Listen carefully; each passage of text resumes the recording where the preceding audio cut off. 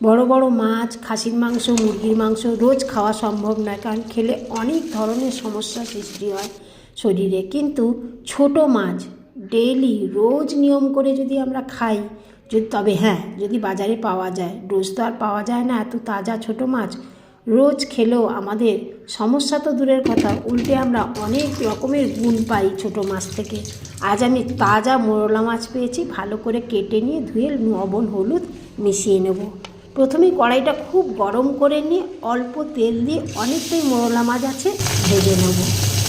খুব বেশি ভাজবো না, ভাজলে মাছের মধ্যে যে গুণটা আছে ক্যালসিয়াম, ম্যাগনেসিয়াম, এগুলো নষ্ট হয়ে যাবে। তাই হালকা করে একটু ভেজে নিয়ে আমি নামিয়ে নেব।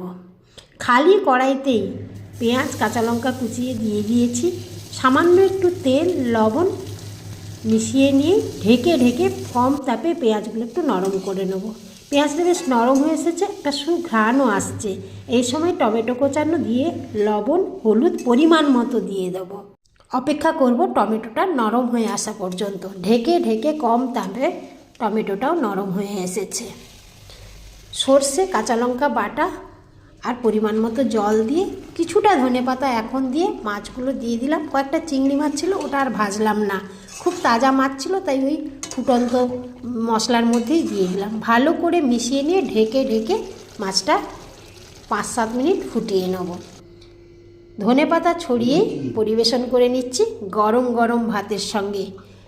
মশলাও বেশি কষানো নেই আর বেশি তেল মশলারও ব্যবহার হয়নি। আর এই ছোটো মাছটা ভীষণ সুস্বাদু হয়েছে, অসাধারণ লাগে এই শীতের খুব সামান্য তেল মশলা দিয়ে ছোটো মাছ রান্না।